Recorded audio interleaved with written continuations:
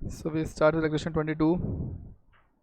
Now in the last session we have done up to discovered price कैसे निकालते हैं, all those things we have done.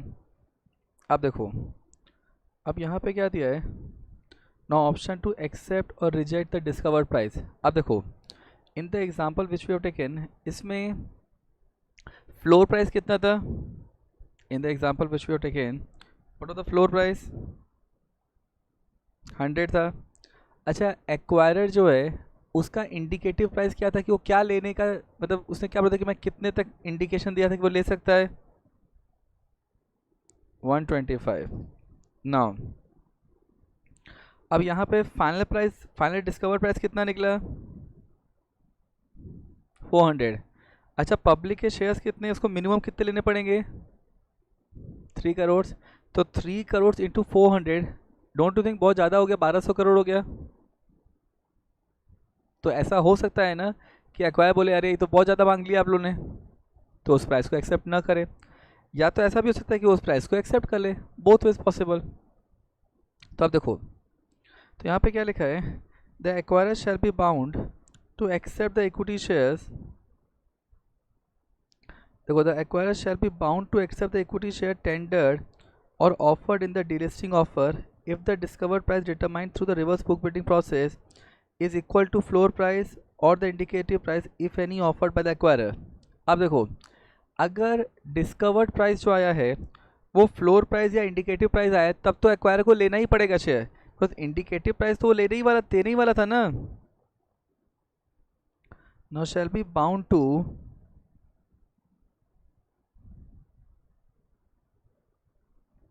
now shall be bound to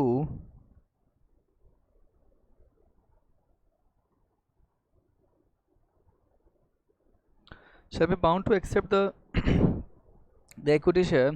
कभी करना पड़ेगा if the discovered price, if the discovered price determined through book building process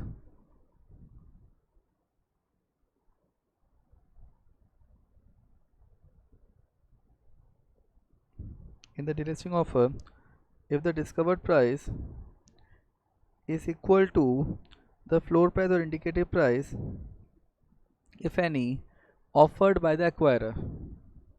Now what is being said,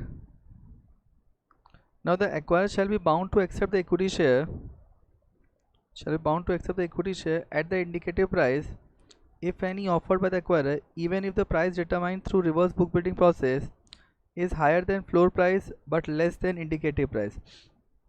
अब एक चीज़ समझो, अगर डिस्कवर प्राइस फ्लोर प्राइस से ज़्यादा है लेकिन इंडिकेटिव प्राइस से कम है, तो एक्वायर ने क्या बोला था कि वो इंडिकेटिव प्राइस पे करने के लिए तैयार था मेंटली, यस और no?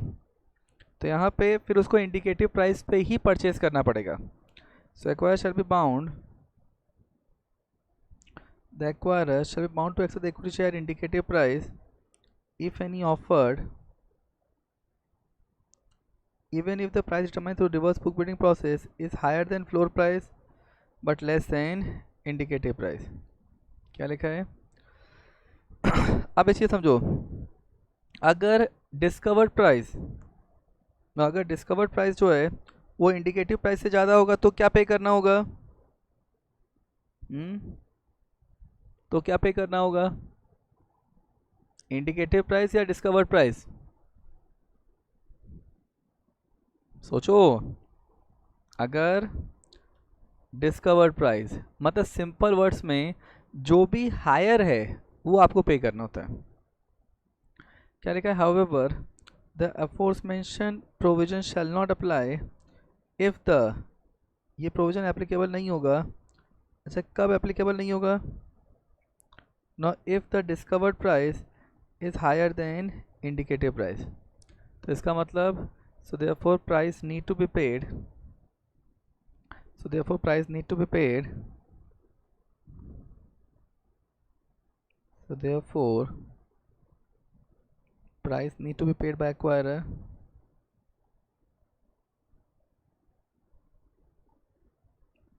need to be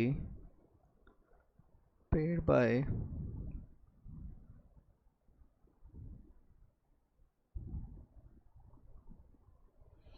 need to be paid by acquirer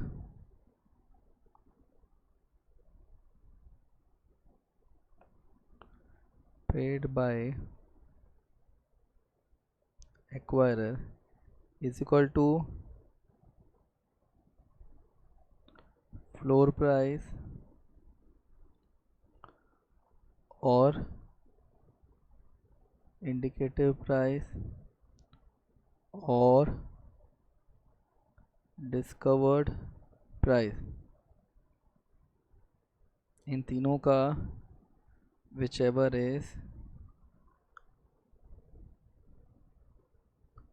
is higher. Done. अब देखिए तो यहाँ पे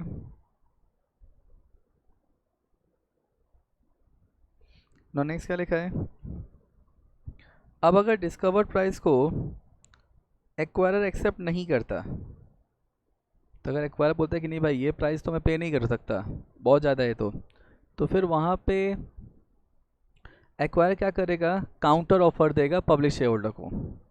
सो in case the discovered price is not acceptable to the acquirer, a counter offer may be made by the acquirer to the public share holder.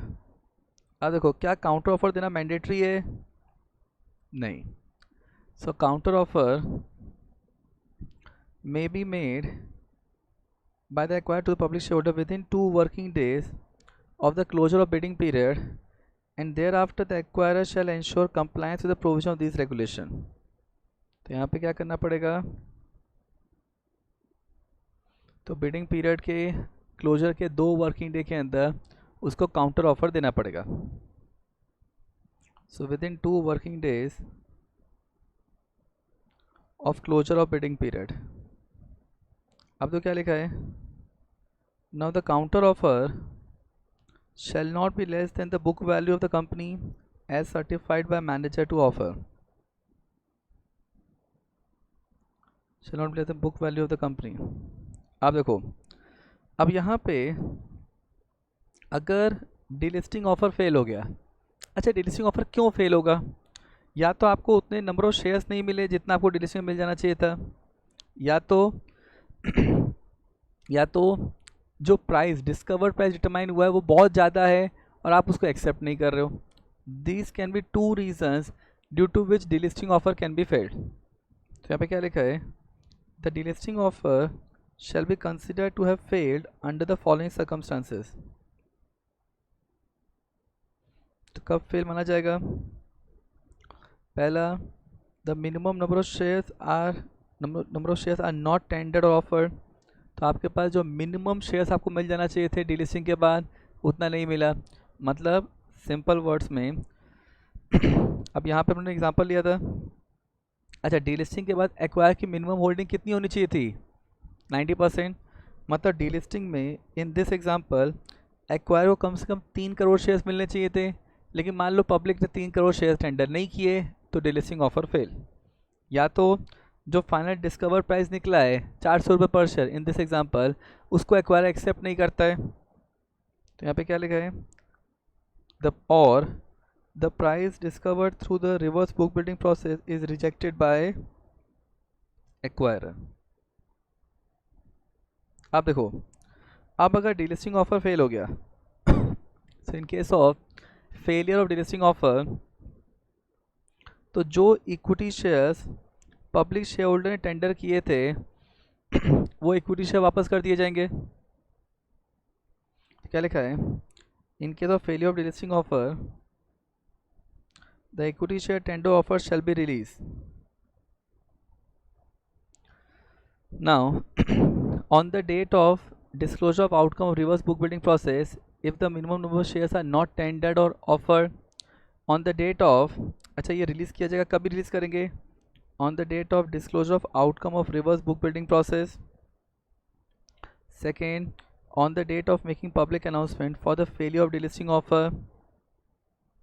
अगर जो price discover किया गया है through book building process is rejected by the acquirer. And third, if a counter offer has been made by the acquirer, तो अगर counter offer दिया गया है तो भी शेयर्स रिलीज़ कर दिया जाएगा.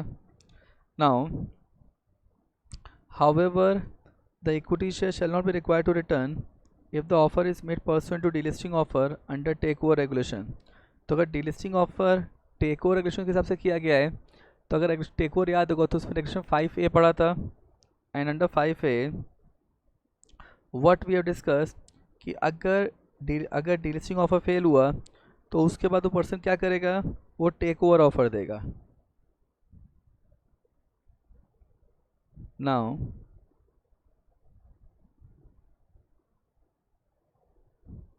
तो इक्विटी शेयर जो रिलीज़ किया गया, जो टेंडर किया तो रिलीज़ कर देंगे. इसके बाद जो भी एक्सपेंसेस डिलिस्टिंग का हुआ था, नाउ उस पूरे एक्सपेंस को एक्वायरर बेयर करेगा. तो क्या लिखा है, the expense related to the offer for delisting shall be borne by the acquirer. तो उस पूरे एक्सपेंस को एक्वायरर बोर्न करेगा. Third, now acquirer delisting offer अगर फेल हो गया तो अगले 6 महीने तक वापस कोई डिलिस्टिंग ऑफर नहीं दे सकता. The acquirer whose delisting offer has failed shall not make another delisting offer until the expiry of 6 months. तो अगले 6 महीने तक वापस कोई डिलिस्टिंग ऑफर नहीं दे सकता. Done. This is the outcome of अगर डिलिस्टिंग ऑफर फेल हुआ तो जो इक्विटी शेयर है इसमें 1 to 3 पॉइंट नहीं पड़े तो भी चलेगा. मेन याद रखना, अगर डिलिस्टिंग ऑफर फेल हो गया तो जो शेयर टेंडर किया वापस कर देंगे, जो भी खर्चा हुआ है वो एक्वायरर बेयर करेगा, एंड अगले 6 महीने तक आप कोई भी डिलिस्टिंग ऑफर नहीं दे सकते. अब ये चीज़ समझो, अगर आपका डिलिस्टिंग सक्सेसफुल हो गया तब आप क्या करोगे, तब आप पेमेंट करोगे. अच्छा, पेमेंट कितना करना है, पेमेंट करना है floor price, we already discuss, floor price, indicative price, discovered price, whichever is higher. ये तो मिनिमम है, आप इससे ज़्यादा भी पे करना चाहो तो कर सकते हो. तो यहाँ पे what is being said, now payment upon the success of the offer, क्या लिखा है, that all the public shareholder whose bid are accepted shall be paid the discovered price or a higher price if any offered by the acquirer as stated in public announcement in the following manner. तो जिन भी public share holder के shares को accept किया गया है उनको payment किया जाएगा डिस्कवर्ड प्राइस या तो higher price if any offered by the acquirer as stated in the public announcement. अब देखो यहाँ पे what is being said that in case the discovered price is equal to the floor price or indicative price, or in case the acquirer is bound to accept the equity share in the delisting offer, the payment shall be made through secondary market settlement mechanism. तो अगर आपका discovered price जो है वो floor price या indicative price के बराबर है तो वहाँ पे सेकेंडरी मार्केट के थ्रू पेमेंट कर सकते हैं, सेकेंडरी मार्केट सेटलमेंट मोड से. In case the discovered price और price if any offer by the acquirer is higher than the floor price और indicative price, the payment shall be made within 5 working days from the date of public announcement. तो यहाँ पे आपका जो public announcement है, know if you remember, so public announcement अपने को कब देना होता है, 2 working days from the expiry of bidding period. उसके बाद अपने को पेमेंट करना है अगर ऑफर सक्सेसफुल है. So if delisting offer being successful तो पेमेंट कर दिया जाएगा. सो यहाँ पे payment of discovered price within 5 working days from the date of public announcement, the payment shall be made. तो यहाँ पे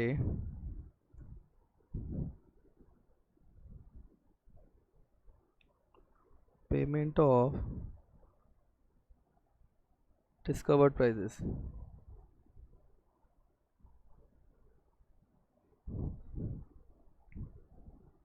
now within 5 working days from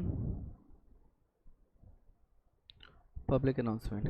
ये कभी आएगा, if delisting offer being successful.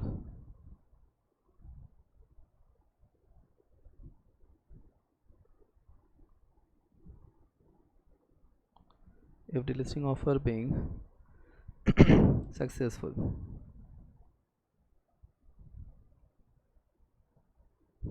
Done.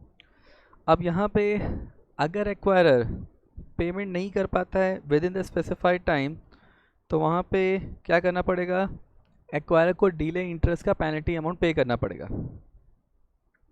So the acquirer shall be liable to pay interest at the rate of 10% per annum to all the shareholder whose bid have been accepted in delisting offer if the price payable is not paid to the shareholder within the time specified.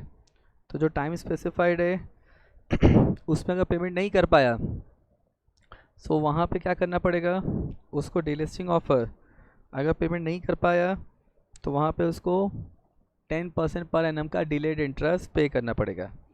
लेकिन अगर delay जो है वो acquirer की mistake से नहीं हो रहा है, वो ऐसे रीज़न से वजह से हो रहा है जो एक्वायरर के कंट्रोल के बियॉन्ड है. मान लो वॉर सिचुएशन चालू हो गई, बैंकिंग सिस्टम बंद हो गया, इंटरनेशनल पेमेंट सिस्टम बंद हो गया, तो क्या ये सब एक्वायरर की मिस्टेक है? रशिया यूक्रेन की वॉर चालू हो गई, उसमें और नाटो देश घुस गए, वर्ल्ड वॉर 3 चालू हो गई, तो क्या एक्वायरर ने सबको बोला था जाओ लड़ो? नहीं. अब अगर international banking payment settlement system बंद हो गया, तो पेमेंट अगर नहीं हो पाया with in the time specified, तो सेबी यहाँ पे पेनल्टी को वेव ऑफ कर सकता है. क्या लिखा है, however in case the delay was not attributable to the act of omission of the acquirer or was caused due to the circumstances beyond the control of acquirer, SEBI may grant a waiver from the payment of interest. However, in case the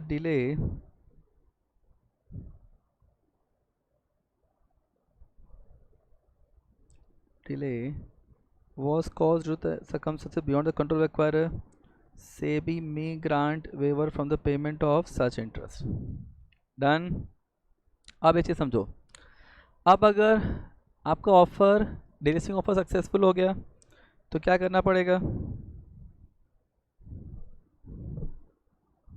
now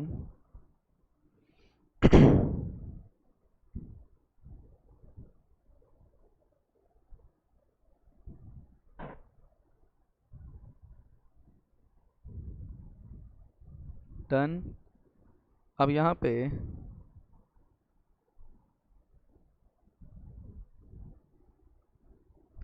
पे अगर delisting offer successful हुआ तो आपको stock exchange को final delisting application देना पड़ेगा.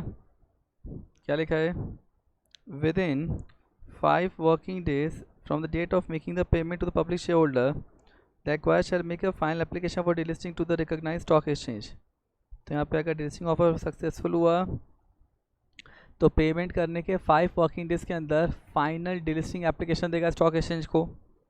Now अब ये फाइनल डिलिस्टिंग एप्लीकेशन में हर एक इन्फॉर्मेशन प्रोवाइड किया जाएगा इंक्लूडिंग द एग्जिट अपॉर्चुनिटी, कि पब्लिक शेयर होल्डर को क्या एग्जिट अपॉर्चुनिटी दिया गया है. All those detail will be provided.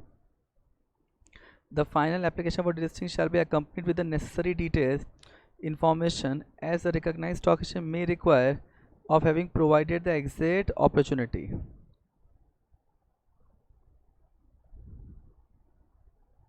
Now अब यहाँ पे स्टॉक एक्सचेंज क्या करेगा, आपको फाइनल डिलिस्टिंग एप्लीकेशन को डिस्पोज ऑफ करेगा कितने दिन के अंदर, विद इन 15 वर्किंग डेज. क्या लिखा था, final application for delisting shall be disposed of by the recognized stock exchange within 15 working days from the date of receipt of such application that is complete in all respect. तो यहाँ पे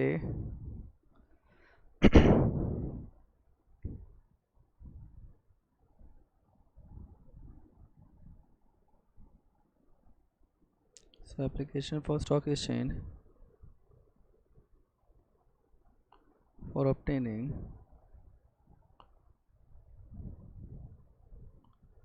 final delisting approval कितने दिन में करना है ये,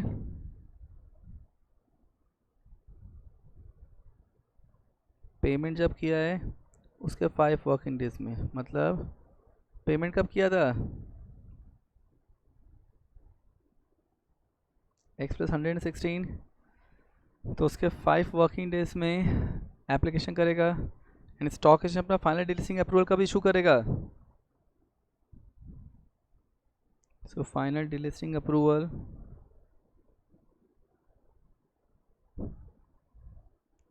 So final delisting approval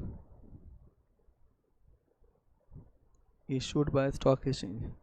ये जब एप्लीकेशन किया जाएगा उसके 15 वर्किंग डेज में. नाउ अब क्या लिखा है? Now upon disposal of final application for delisting by the stock exchange, the equity share company shall be permanently delisted from the stock exchange. तो जैसे ही एक्सचेंज आपकी डिलिस्टिंग एप्लीकेशन को डिस्पोज ऑफ करेगा, कंपनी की सिक्योरिटी एक्सचेंज से delist हो जाएगी. Clear? आप देखो. Now next is regulation 26. अब एक चीज़ समझो, वेरी इंपॉर्टेंट रेगुलेशन है. अब एक चीज़ समझो. In the example what we have taken, now इस एग्जाम्पल में एफ तक के शेयर एक्वायर किए, जी और एच के शेयर एक्वायर किया था क्या? नो. तो इन शेयर होल्डर का क्या होगा? See they have asked for something which is a very higher amount, तो उसने शेयर वापस कर दिए. तो क्या इनके शेयर ऐसे ही रह जाएंगे? नहीं. यहाँ पे क्या बोला है कि रिमेनिंग शेयर होल्डर्स के पास भी चॉइस है कि वो अपने शेयर टेंडर कर सकता है. कितने दिन के अंदर? 1 ईयर के अंदर. और वहाँ पे अगर 1 ईयर में वो लोग अपने शेयर टेंडर करते हैं तो उनको भी क्या प्राइस पे किया जाएगा? Discovered price 400. करेक्ट? जो ऊपर आया था डिस्कवर्ड प्राइस उतना ही पे किया जाएगा उन शेयर होल्डर्स को भी. जिनका शेयर रिटर्न किया था वो भी अगर टेंडर करना चाहें तो वापस कर सकते हैं, तो उनको भी डिस्कवर्ड प्राइस ही पे किया जाएगा. क्लियर? अब देखो. Now what is being said. अब यहाँ पे the remaining public share holder whose shares are either not accepted or were not tendered at all during the bidding period shall have the right to tender their equity share for a minimum period of 1 year from the date of delisting. इसका मतलब ये लोग 1 साल तक अपने share tender करना चाहें तो कर सकते हैं. यहाँ पे जो रिमेनिंग शेयर होल्डर हैं, तो रिमेनिंग पब्लिक शेयर होल्डर जिनके शेयर्स या तो एक्सेप्ट नहीं किए गए थे या जिन्होंने पहले टेंडर नहीं किया था, not shall have the right to tender their equity shares. तो इनके पास भी राइट है कि अपने शेयर टेंडर कर सकते हैं for a minimum period of 1 year from the date of delisting. अब देखो. नाउ तो यहाँ पे now the acquirer shall be under obligation during such period to accept the shares of the remaining public shareholder at the same price at which the equity shares have been delisted. मतलब acquire के ऊपर ही obligation है कि जिस price पे delisting हुआ था वही प्राइस रिमेनिंग शेयर होल्डर को पे किया जाएगा. और ये पेमेंट कहाँ से किया जाएगा? From the balance lying in the escrow account. So यहाँ पे the payment of consideration for equity share accepted shall be made out of the balance lying in the escrow account. अब ये चीज़ समझो. अब एस्क्रो का पेमेंट, इसका मतलब escrow कब रिलीज़ किया जाएगा? ठीक, रिमेनिंग शेयर होल्डर कब तक शेयर टेंडर कर सकते हैं? 1 साल तक, with in 1 year. And escrow account से पेमेंट करना है, तो इसका मतलब मेरा एस्क्रो कब रिलीज़ किया जाएगा? एस्क्रो कब बंद होगा मेरा? After 1 year. Very good. तो क्या लिखा है? The manager to the offer shall ensure that the amount lying in the escrow account or the bank guarantee shall not be released to the acquirer for a minimum period of 1 year or till the time payment has been made to the remaining public shareholder, whichever is earlier. Done. अब अच्छी समझो. जब company delist हो गया तो company ने अगर depository receipt issue किया था, तो यहाँ पे क्या बोला है?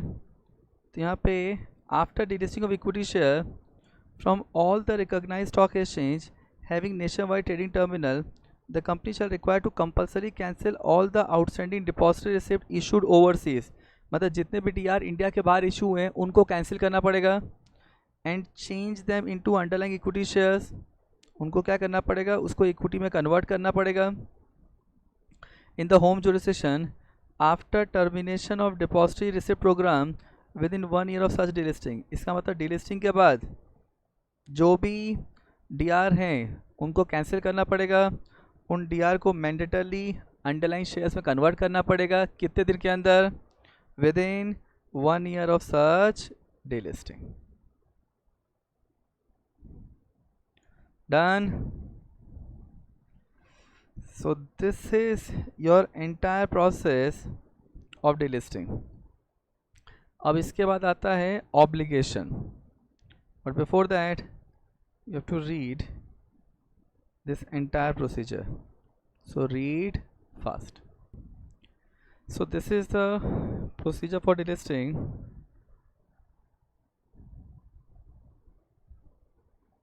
Now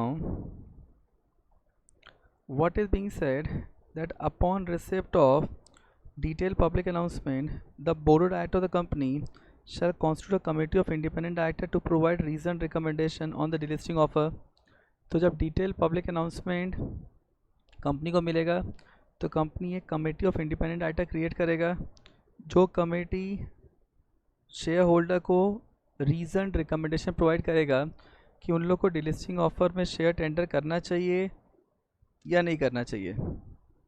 अभी जो कमेटी ऑफ इंडिपेंडेंट डायरेक्टर है, the committee of independent director shall provide its reasoned recommendation on the proposal for delisting of equity share to the board of directors of the company, and in relation thereto the committee may also seek external professional advice at the expense of the company। मतलब अगर एक committee of independent director जो अपना reason recommendation दे रहे हैं उसको provide करने के लिए अगर उनको कोई एक्सटर्नल प्रोफेशनल्स की भी हेल्प चाहिए तो वो ले सकते हैं और उसका खर्चा कंपनी करेगा। क्या लिखा है? The committee of independent director shall provide written reason recommendation on proposal for delisting of equity share to the board of director of the company and तो यहाँ पे ये लोग बोर्ड को रिकमेंडेशन देंगे। देखो अगर आपको टेक ओवर याद होगा तो टेक ओवर में भी ऐसा ही कमेटी ऑफ इंडिपेंडेंट डायरेक्टर था जो टारगेट कंपनी के शेयर होल्डर को रीजन रिकमेंडेशन देते थे। यहाँ पे committee of independent director entire board of director को रिकमेंडेशन देंगे, रीजन रिकमेंडेशन, और ये रिकमेंडेशन देने के लिए अगर उनका कुछ खर्चा लगता है तो वो प्रोफेशनल एडवाइस ले सकते हैं at the cost of the company. अब यहाँ पे जो भी रीजन रिकमेंडेशन दिया जाएगा बताया जाएगा कि कमेटी ऑफ इंडिपेंडेंट डायरेक्टर में जो reason recommendation final reason recommendation जो दिया गया है उसको कितने इंडिपेंडेंट डायरेक्टर ने येस बोला था, कितनों ने नो बोला था इन द मीटिंग। क्या लिखा है? The committee of independent director while providing reasoned recommendation on the delisting proposal shall disclose the voting pattern of the meeting in which the said proposal was discussed। अब यहाँ पे जो committee of independent director है उनकी reason recommendation कभी दिया जाएगा? So company shall publish such recommendation of the committee of independent director along with the details of voting pattern at least 2 working days before the commencement of bidding period in the same newspaper in which detailed public announcement of the offer of delisting was published, and simultaneously copy was sent to the stock exchange and manager to open offer। मतलब यहाँ पे जो reason recommendation है now, तो जो reason recommendation है committee of independent director provide करेंगे कभी 2 working days before the commencement of bidding period। अब देखो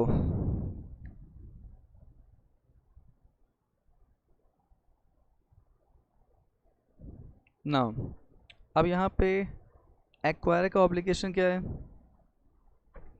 ना? एक्वायर देखो यहाँ पे एक्वायर का जो ऑब्लिगेशन है वो क्या बोलता है ना? एक्वायर का ऑब्लिगेशन फर्स्ट ये है कि एक्वायर ये इंश्योर करेगा कि जो भी कंटेंट ऑफ पब्लिक अनाउंसमेंट है, इनिशियल पब्लिक अनाउंसमेंट है, डिटेल पब्लिक स्टेटमेंट है, लेटर ऑफर है, पोस्ट ऑफ एडवर्टीजमेंट है, वो कंप्लीट करेक्ट एक्यूरेट है, कोई भी मटेरियल इन्फॉर्मेशन ओमिटेड या कंसील्ड नहीं है। Clear?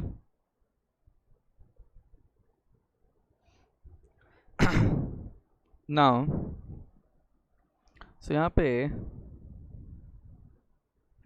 now prior to making the initial public announcement of the offer for the delisting of equity share, the acquirer shall ensure that firm financial arrangement have been made for fulfilling the payment obligation under the delisting offer and that the acquirer is able to implement the delisting offer subject to statutory approval for delisting offer that may be necessary. So initial public announcement से पहले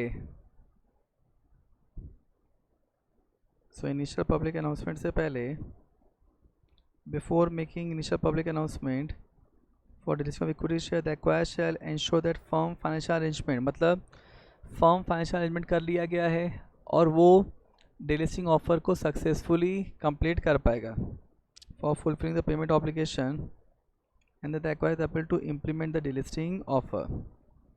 now acquirer ये भी ensure करेगा that the acquirer shall ensure that content of initial public announcement, detail public announcement, letter of offer and announcement about success and failure of offer for delisting are true, fair and adequate and not misleading based on reliable source that are mentioned necessary. मतलब जो भी content है वो complete, correct, accurate है, reliable source से लिया गया है.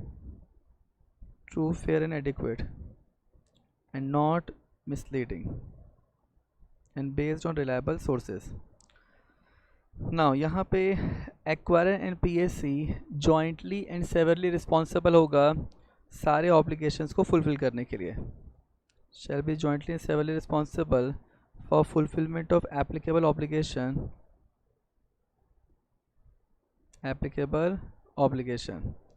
Now what is being said, the acquirer shall ensure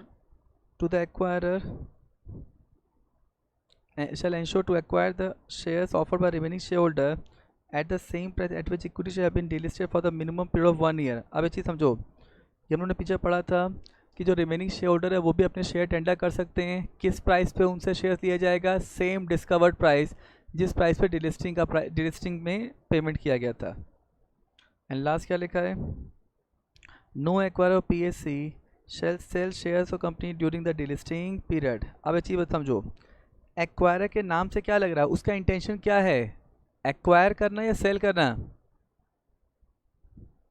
acquire करना. तो वो डिलिस्टिंग पीरियड में कंपनी के शेयर्स को सेल नहीं करेगा. Clear? So these are the obligation of company and the obligation of acquirer. Clear? Now this is how, so these are the two very important topic which is to be called as obligation of the company. Okay, अब यहाँ पे देखो voluntary delisting का mechanism क्या है, that's something. अब देखिए, अब ये आपको कॉपी करना है. क्लियर? एंड ये जो टाइमलाइंस है ये आप अपने नॉलेज के लिए कॉपी कर सकते हैं. एग्ज़ाम में नहीं आएगा. एग्ज़ाम में ये प्रोसीजर पूछा जा सकता है. सो फ्लो चार्ट जो है, so that is something we have to read and present. अब तो इसमें क्या लिखा है, procedure for voluntary delisting from all stock exchange. तो सबसे पहले क्या करना है, इनिशियल पब्लिक अनाउंसमेंट देना है by the acquirer. अब देखो, this is point 1. this is something that you have to write module से देख के. ठीक है? then appointment of manager prior to announcement. तो अपने को इनिशियल पब्लिक अनाउंसमेंट देने से पहले मर्चेंट बैंकर अपॉइंट करना होता है. देन अपने को बोर्ड अप्रूवल लेना है. ना ये जो हमने टाइमलाइंस बनाई है ये बहुत ज़्यादा एग्जॉस्टिव है, मतलब एकदम डिटेल टाइमलाइंस है. दिस प्रोसीजर ऑल्सो मोर और less covering the same thing. So approval of board of director within 21 days of initial public announcement. Then what is being said now, then approval by shareholder not later than 45 days of board resolution. अब क्या करना पड़ेगा, recognise stock exchange को application दिया जाएगा for in principle approval. कितने दिन के अंदर, विद इन 15. जहाँ पे फिर रिमेंबर द टाइमलाइंस, तो we have discuss that thing that within 15 working days अपने को एप्लीकेशन देना पड़ेगा. या तो जब स्टैट्यूटरी अप्रूवल मिलेगा इसके बाद एस्क्रो अकाउंट ओपन किया जाएगा। अब डिटेल पब्लिक अनाउंसमेंट दिया। Now this is something what you have to record here, note it down. यहाँ पे 7 क्या दिया है, तो यहाँ पे डिटेल पब्लिक अनाउंसमेंट। अब dispatch of letter of offer, then bidding period commence होगा, डिस्कवर्ड प्राइस डिटरमाइन किया जाएगा as per reverse book building method, then counter offer by the acquirer. अच्छा यहाँ पे हम लोगों ने बस एक ये नहीं लिखा, counter offer by acquirer.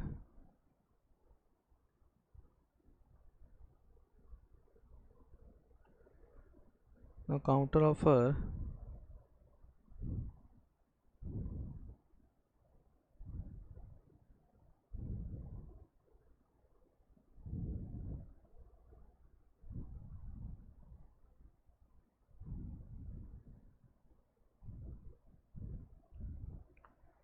now here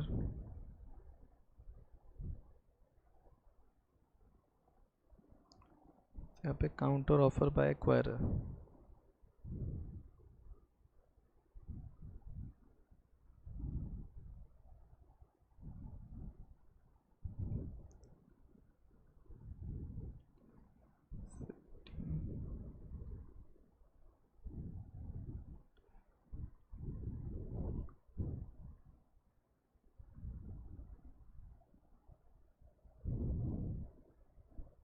और यहाँ पे काउंटर ऑफर बाय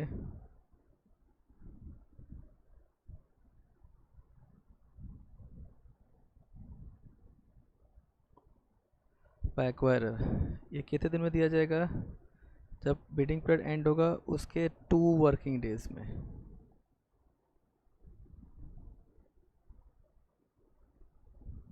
क्लियर। अब देखो तो यहाँ पे what is being said that then counter offer by acquirer, then release of shares in case of failure offer. Now that's something we have already discuss कि अगर फेलियर हो गया तो शेयर्स रिलीज़ कर दिए जाएंगे, अगर सक्सेसफुल हुआ तो पेमेंट कर दिया जाएगा। And then delisting by the final delisting application देंगे, एंड देन स्टॉक एक्सचेंज आपके डीलिस्टिंग एप्लीकेशन को एक्सेप्ट करेगा और फाइनल डीलिस्टिंग अप्रूवल इशू कर देगा। Clear. 14, 15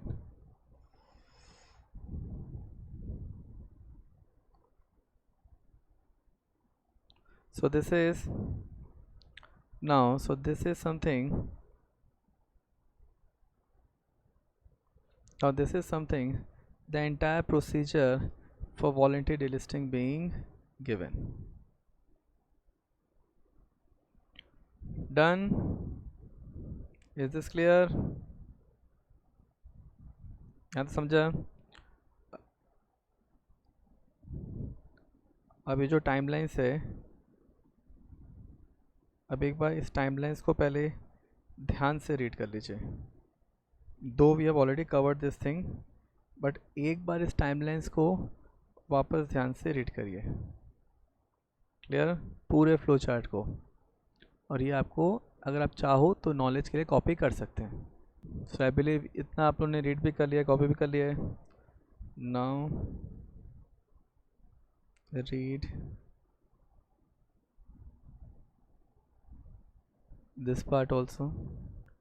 So I believe this much part being done. Now copy and read this part also. अब ये जो हम लोगों ने किया है ये एकदम डिटेल टाइमलाइन से। अब एक बार ये प्रोसीजर फ्लो चार्ट जो है जो मॉडल में दिया है इसको भी एक बार रीड कर लीजिए, so that there should not be any doubt in this also. And ये आपको मॉडल में दिया है, नंबर्स कर दिया numbering, and that is what you have to copy here in those 15 points. Clear? So read this entire part. So read first 1 to 8 point. So I believe this much being read. Now read up to 15 points, the remaining points, and you have to copy भी करना है. So I believe this much part being done. अब देखिए, अब यहाँ पे SEBI delisting of equity share action 2021 में ना इसकी एप्लीकेबिलिटी एंड नॉन एप्लीकेबिलिटी क्या बोलता है। ना एप्लीकेबिलिटी में now what is being said कि ये रेगुलेशन किसके ऊपर एप्लीकेबल है। तो SEBI delisting of equity share action 2021 shall be applicable to delisting of equity share company including equity share having superior voting right from all or any of the recognized stock exchange where the shares are listed. So as the name says कि ये regulation कब applicable होगा। ये regulation applicable होगा delisting के लिए। Delisting of what? Delisting of equity share या तो सारे स्टॉक एक्सचेंज से या तो फ्यू स्टॉक एक्सचेंज से जहाँ पे वो लिस्टेड है। अब ये रेगुलेशन किसके ऊपर एप्लीकेबल नहीं होगा। So deletion of equity share action 2021 shall not be applicable. So first, securities listed and traded on the innovator growth platform of recognised stock exchange without making public issue. तो अगर एक कंपनी की securities innovator growth platform पे listed है without making public issue तो फिर ये रेगुलेशन देखने की ज़रूरत नहीं है। तो innovator growth platform of recognised stock exchange without making public issue. Secondly, अगर किसी कंपनी का डिलिस्टिंग हो रहा है ड्यू टू रिजोल्यूशन प्लान जिसको आईबीसी में अप्रूव किया गया है।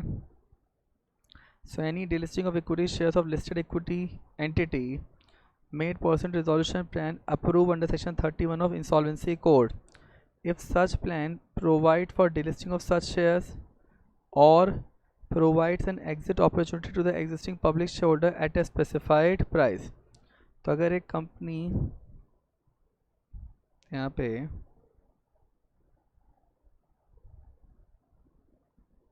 without making public issue, second, any delisting of equity shares,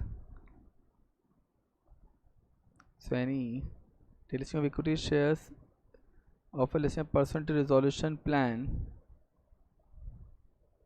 under section 31 of IBC,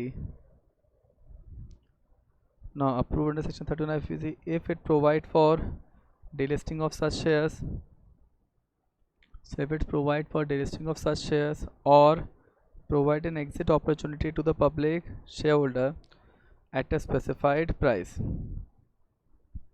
तो फिर डीलिस्टिंग रेगुलेशन देखने की ज़रूरत नहीं है। अब तो आई क्या लिखा है, provided that the existing public shareholder, now the existing public shareholder shall be provided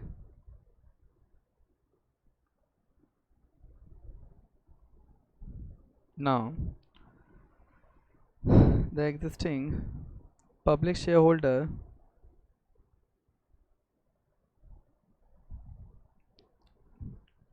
now the existing public shareholder shall be provided an exit opportunity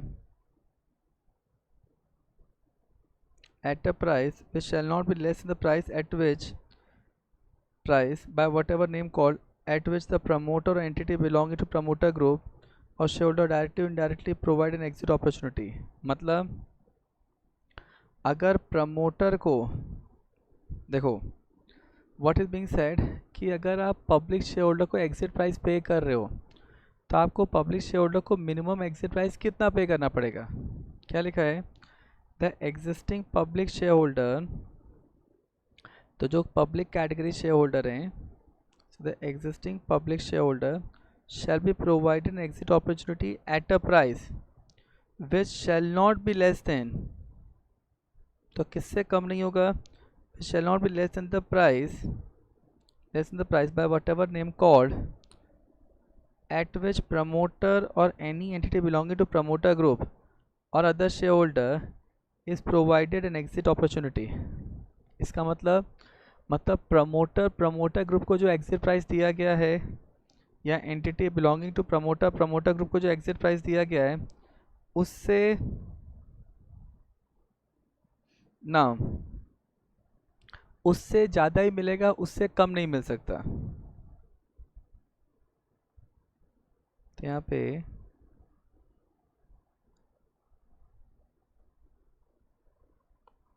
exit price to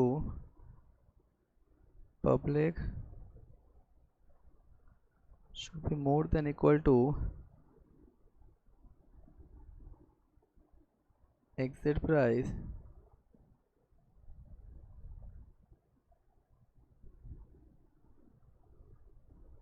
paid to promoter or promoter group.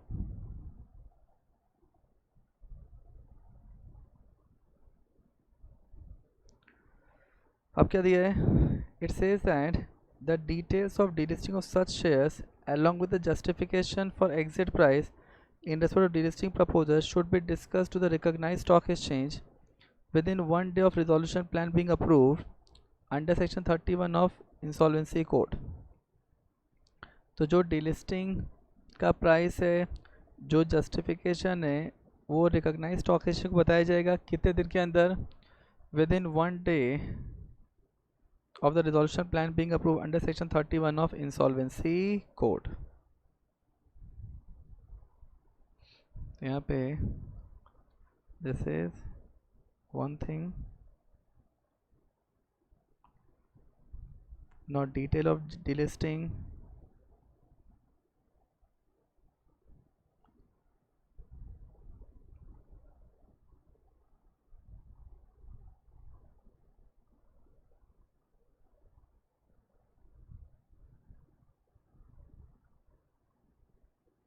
plus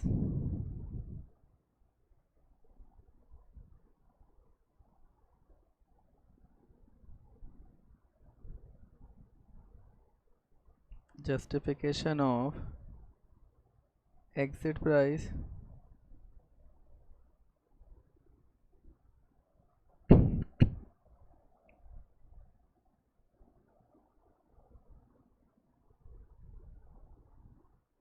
not disclosed to stock exchange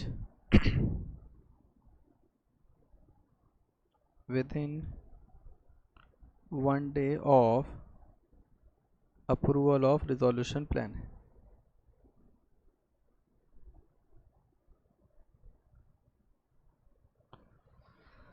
अब देखो, so these are the applicability and non applicability.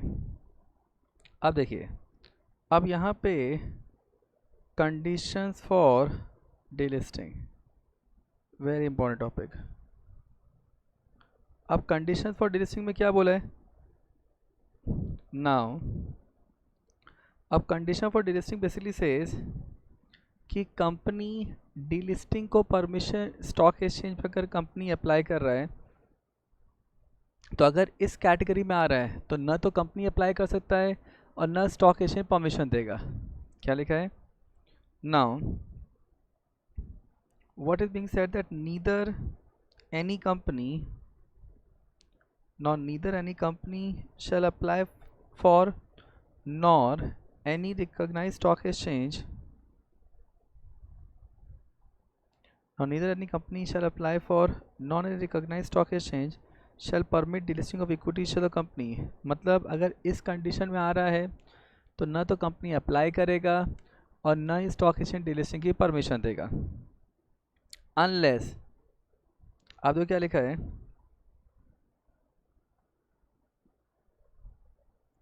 Unless a period of 3 years have lapsed since the listing of that class of equity share on a recognized stock exchange. इसका मतलब क्या हुआ कि voluntary delisting कब हो सकता है? अगर मेरे को वॉलंटरी डिलिस्टिंग कराना है तो कभी हो सकता है? कितने साल के बाद हो सकता है?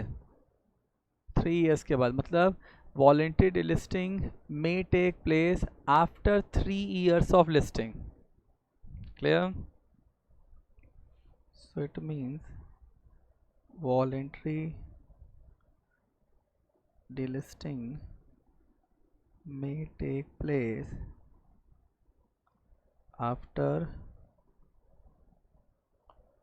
3 years of listing.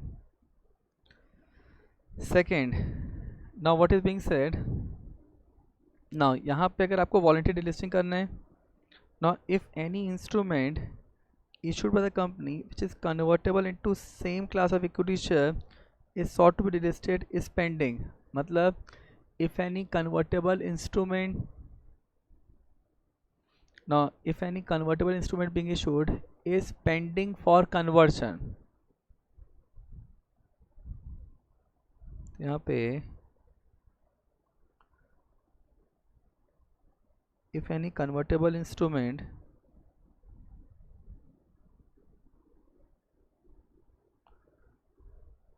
being issued which is pending for conversion. Clear? अब अगर अगर कंपनी ने बायबैक किया है तो बायबैक खत्म होने के 6 महीने के बाद, now pursuant to buyback of equity share by the company unless a period of 6 months, so यहाँ पे unless a period of 6 months has elapsed from the date of completion of such buyback, मतलब अगर voluntary delisting करना है so that may take place after 6 months from the completion of buyback. So voluntary delisting may take place after 6 months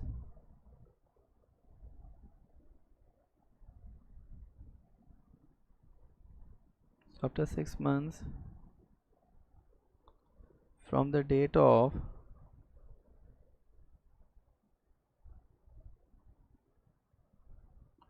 completion of such buyback. Done. अब अगर company ने preferential allotment किया है तो प्रेफरेंशियल अलॉटमेंट ख़त्म होने के 6 मंथ्स के बाद, so pursuant to preferential allotment made by the company unless a period of 6 months has elapsed from the date of such allotment. यहाँ पे इसका मतलब क्या हुआ, सो voluntary delisting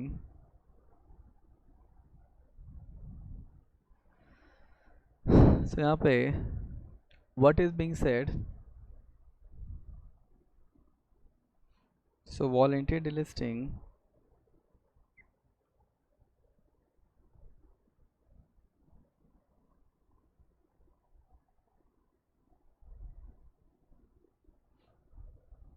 now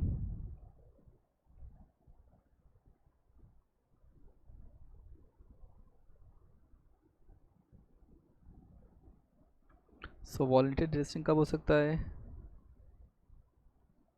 so voluntary delisting may take place after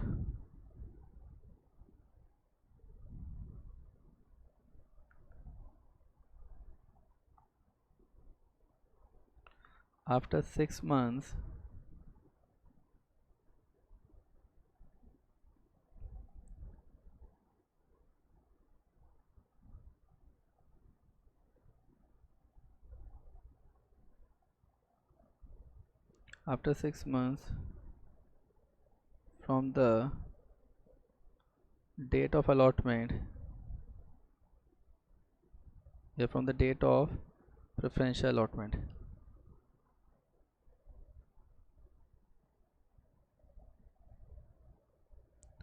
Preferential allotment.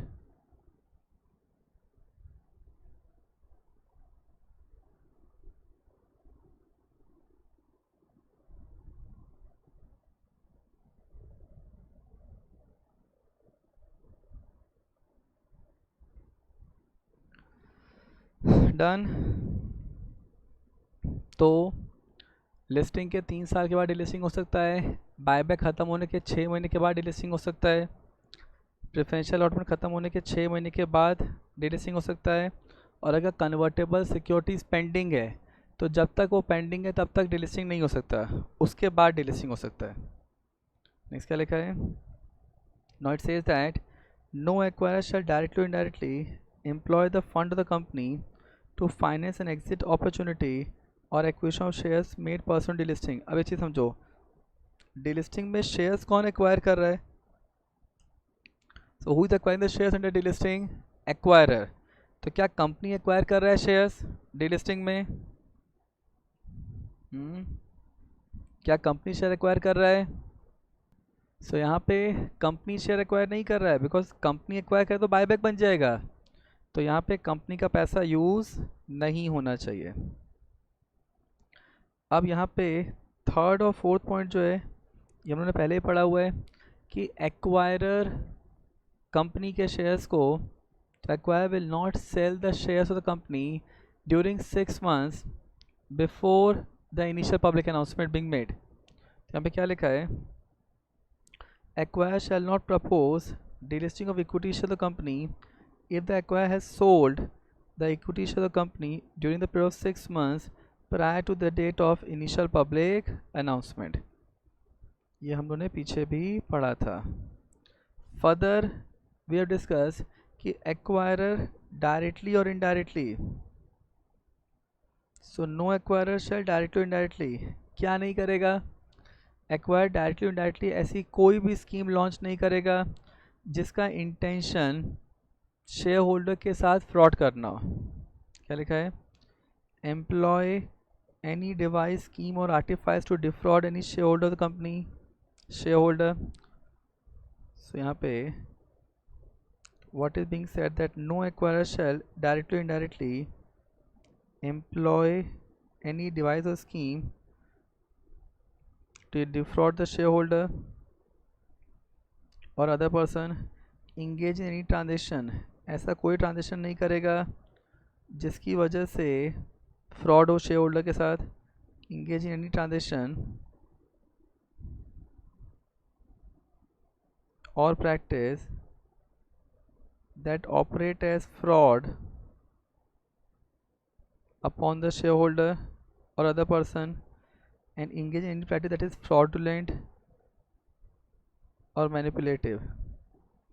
तो देखो क्या लिखा है, मतलब एक्वायरर सिंपल वर्ड्स में फ्रॉड नहीं करेगा। तो यहाँ पे सो engage in any transaction or practice that operated the fraud or deceit any upon any shareholder or other person, engage in any practice that is fraudulent, deceptive or manipulative। तो यहाँ पे in connection with any delisting of equity shares sought or permitted or exit opportunity given or acquisition of equity shares made। So in connection with delisting of equity shares sought or permitted or exit opportunity given,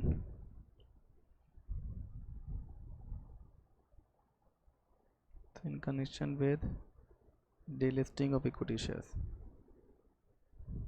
clear? तो ऐसा कोई भी transaction नहीं करेगा जो fraudulent हो in connection with delisting. Clear? अब देखो, अब क्वेश्चन ये है कि अगर एक कंपनी डीलिस्ट हो गई तो क्या बाद में रीलिस्ट हो सकती है? Answer is yes.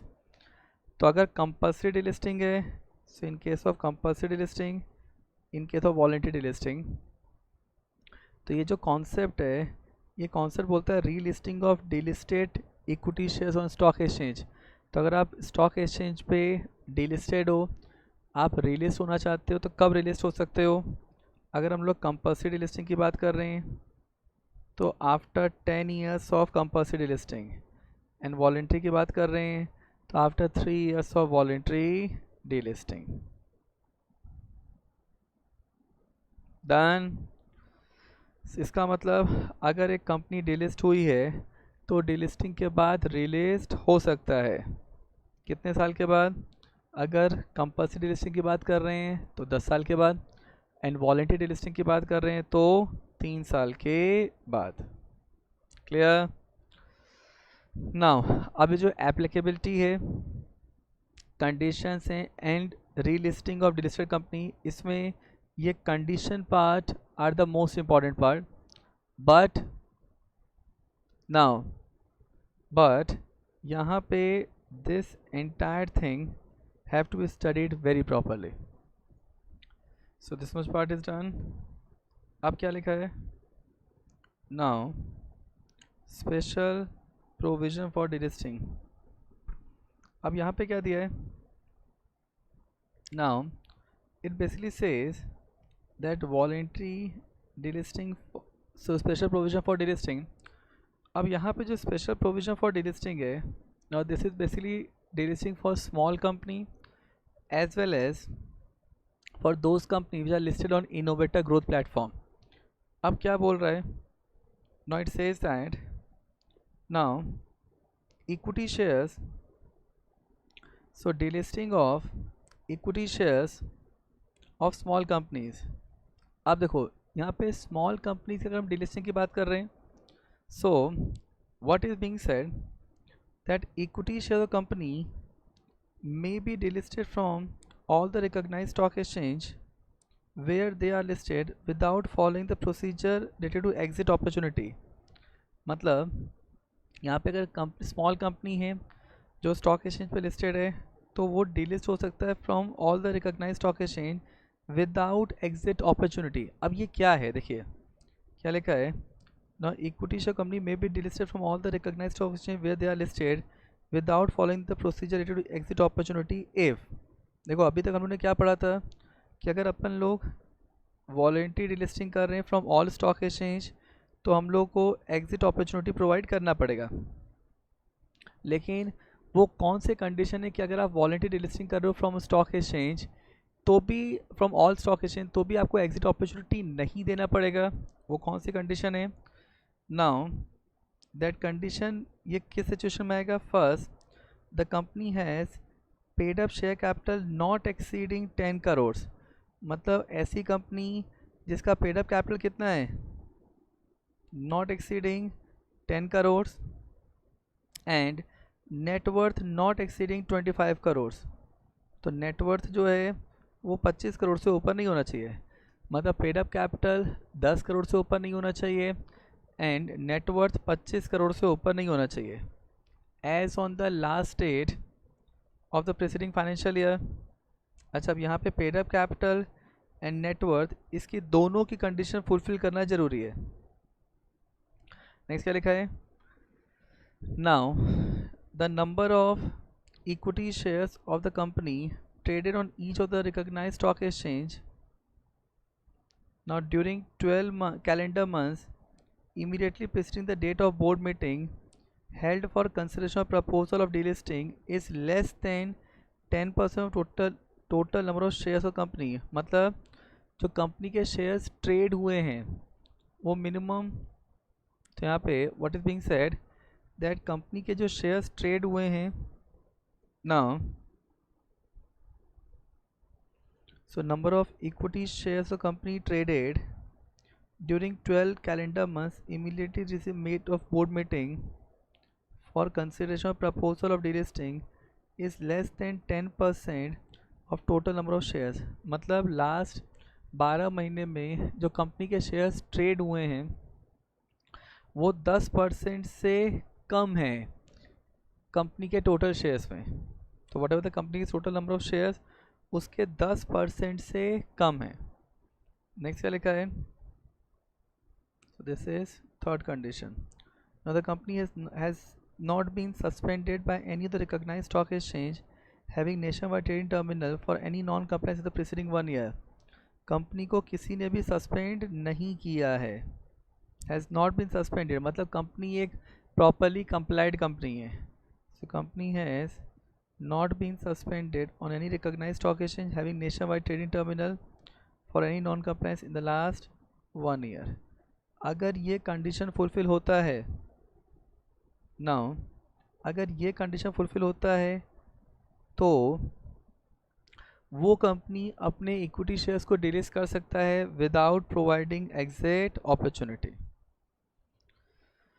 अब what is being said that delisting of equity share may be made if in addition to the fulfillment of requirement of regulation 10, that is approved board director, regulation 11 approved shareholder the following condition are fulfilled, मतलब ये delisting हो सकता है अगर ये additional condition fulfil किया गया तो, अदर देन जो अपने को बोर्ड का अप्रूवल चाहिए, जो अपने को शेयर होल्डर का अप्रूवल चाहिए, उसके अलावा ये कंडीशन एडिशनल कंडीशन फुलफिल करना पड़ेगा. So delisting of equity share may be made if in addition to fulfillment requirement of regulation 10, regulation 11 the following condition are fulfilled. First, manager to open offer को acquire किया जाएगा and वो exit price determine करेगा. So acquirer appoint manager to offer and decide an exit price after consultation.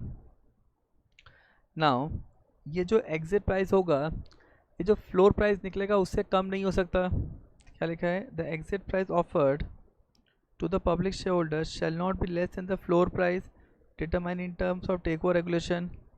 Now acquirer write individually to all the public shareholder. तो acquirer यहाँ पे हर एक public share holder को individual letter देगा, उसमें बताएगा कि क्यों डिलिस्टिंग कर रहा है एंड जो एग्जिट प्राइस दिया जा रहा है उसका क्या जस्टिफिकेशन है. Now the acquirer write individually to all the public shareholder of the company, informing them of his intention to get equity share delisted, that the exit price together with the justification thereof and seeking the consent for the purpose of delisting. और वहाँ पे acquirer public share holder से उनका consent मांगेगा. Now what is being said, public share holder का consent मिलना चाहिए. अच्छा, जितने भी पब्लिक शेयर होल्डर कंसेंट मिलना चाहिए, कितने पब्लिक शेयर होल्डर से? 90%. तो जिनके पास 90% होल्डिंग है उन सब का कंसेंट मिलना चाहिए. तो क्या लिखा है? तो वो कंसेंट क्या देंगे कि या तो वो अपने शेयर्स एक्वायर को दे देंगे और या तो वो कंपनी के शेयर्स अपने पास रखेंगे, उसको किसी को नहीं देंगे. तो यहाँ पे क्या लिखा है? The public share holder, not the public share holder irrespective of their number holding 90% or more of the public shareholding give their consent in writing to the proposal for delisting and consent them to sell their equity share at the price offered by acquirer or continue to hold the shares even if they are delisted. यहाँ पे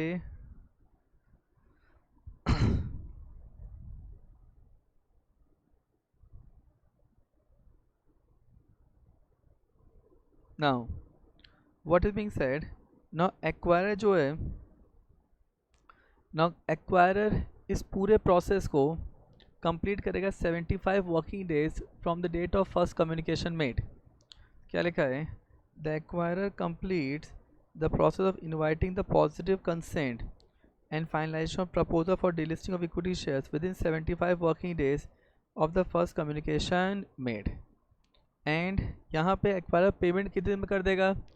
payment कर देगा 15 working days from the date of expiry of 75 working days. तो 75 working days में पूरा communication हो जाना चाहिए एंड नेक्स्ट 15 वर्किंग डेज में payment. Clear? The acquirer make payment of consideration in cash within 15 working days from the date of expiry of 75 working days. तो यहाँ पे positive consent and finalisation of proposal delisting ये सब कितने दिन में हो जाएगा? जब पहला कम्युनिकेशन दिया उसके 75 वर्किंग डेज में, मतलब शेयर होल्डर से कंसेंट लेगा, वो जो पूरा प्रोसेस है वो 75 वर्किंग डेज में हो जाएगा. उनके कमेंट्स लेगा, उनके कमेंट के हिसाब से डिलिस्टिंग ऑफर दिया जाएगा एंड देन 75 वर्किंग डेज के बाद आने द 15 वर्किंग डेज में पूरा पेमेंट कर दिया जाएगा. अब यहाँ पे क्या दिया है? Now the communication Now the communication made to the public shareholder shall contain justification for the offer price. तो यहाँ पे justification for offer price है. तो what is being said? तो यहाँ पे the communication made to public shareholder, तो जो communication public shareholder को दिया जाएगा ना, उसमें justification होगा for the offer price and specifically mention that consent of the proposal would include consent for dispensing with the exit price discovery through reverse book building method. अच्छा, जो consent लिया जाएगा उस कंसेंट में ये भी लिखा होगा कि जो एग्जिट प्राइस आपको लोग को ऑफर किया जा रहा है वही फाइनल पेमेंट किया जाएगा and there shall be no discovery of exit price through reverse book building process. मतलब यहाँ पे एक फ्लोर प्राइस निकाला, मर्चेंट बैंकर एक एग्जिट प्राइस डिटरमाइन करेगा जो फ्लोर प्राइस से ज़्यादा होगा, फ्लोर प्राइस से कम नहीं हो नहीं सकता। देन यहाँ पे एक्वायरर अपना ऑफर देगा डीलिस्टिंग का, जस्टिफिकेशन बताएगा, एग्जिट प्राइस बताएगा, एग्जिट प्राइस का जस्टिफिकेशन बताएगा। Then public share holder public share holder का कंसेंट मांगेगा। अच्छा, पब्लिक शेयर होल्डर जिनके पास 90% और मोर शेयर होल्डिंग है वो लोग कंसेंट देंगे। कंसेंट किस चीज़ का देंगे कि वो या तो एक्वायर को शेयर टेंडर कर देंगे या तो खुद के पास शेयर रखेंगे, किसी और को नहीं देंगे। अब एक्वायरर पब्लिक का कमेंट लेगा, फिर उनको डिलिस्टिंग ऑफर देगा, ये सब कुछ 75 वर्किंग डेज में हो जाएगा। And then payment another 15 working days में हो जाएगा।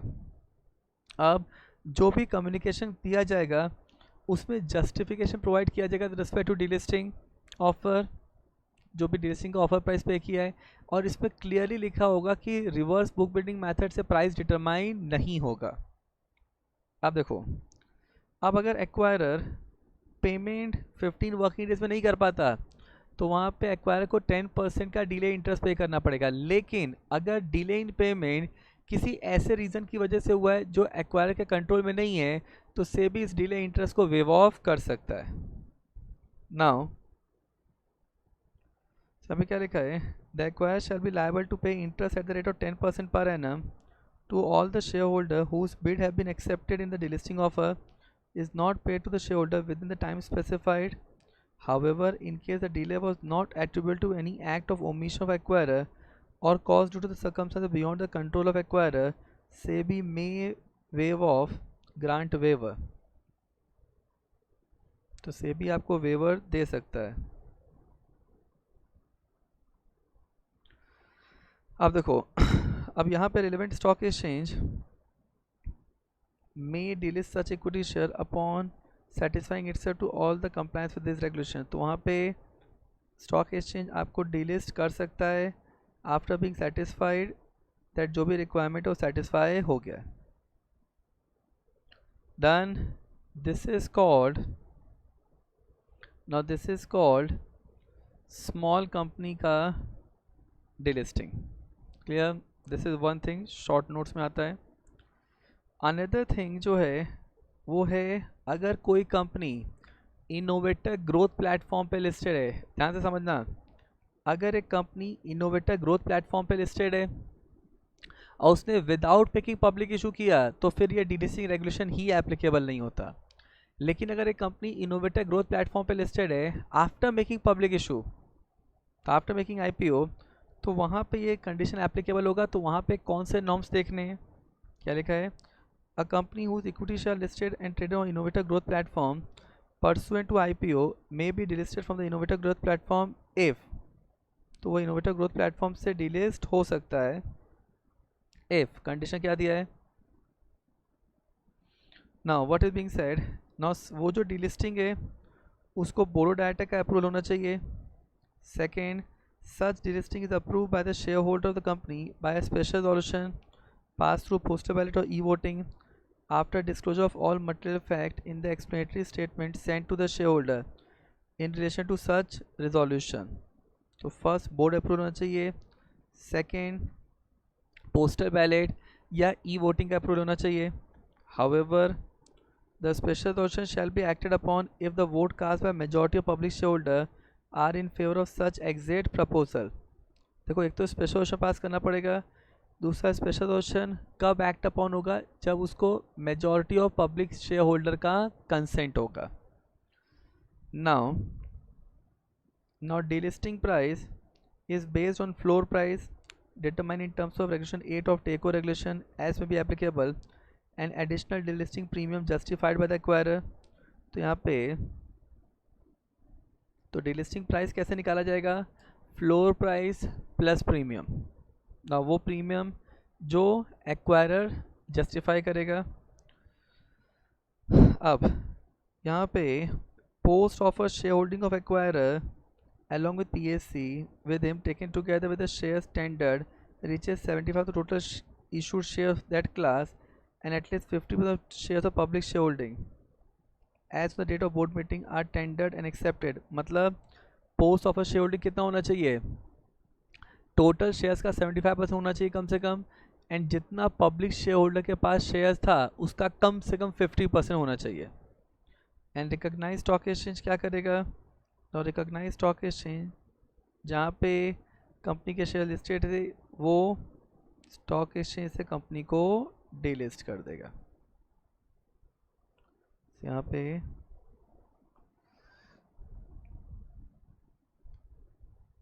so post offer shareholding of acquirer along with PSC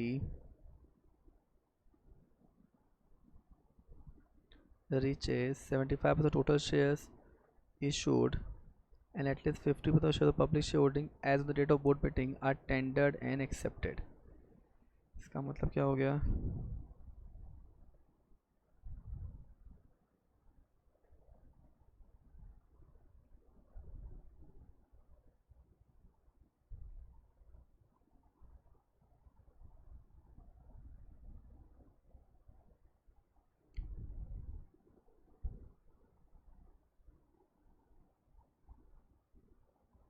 a minimum holding of acquirer along with PSC should be more than equal to 75% of total number of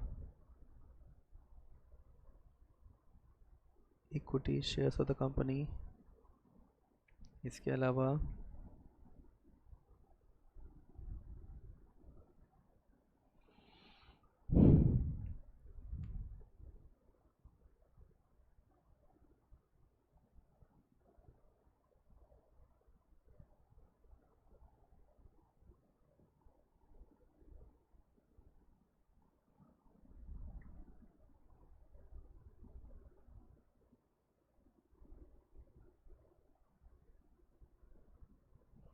2 point हैं।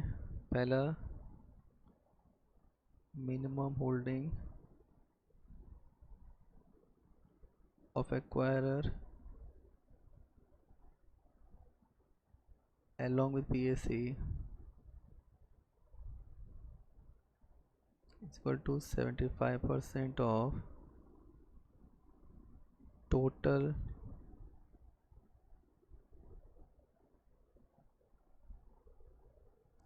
issued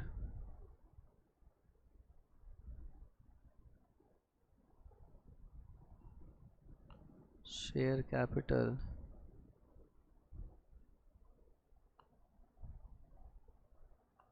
of the company, that is point 1। Second,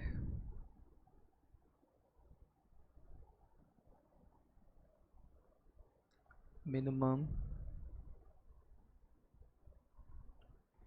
50%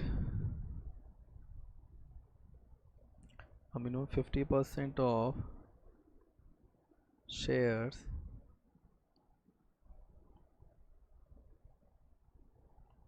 of public shareholder as on date of board meeting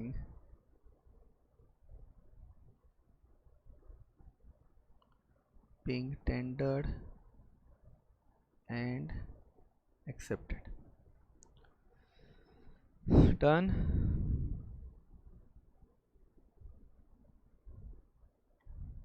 Now, so these two are the important concept with respect to companies, that is small company, secondly that company which is listed on innovator growth platform।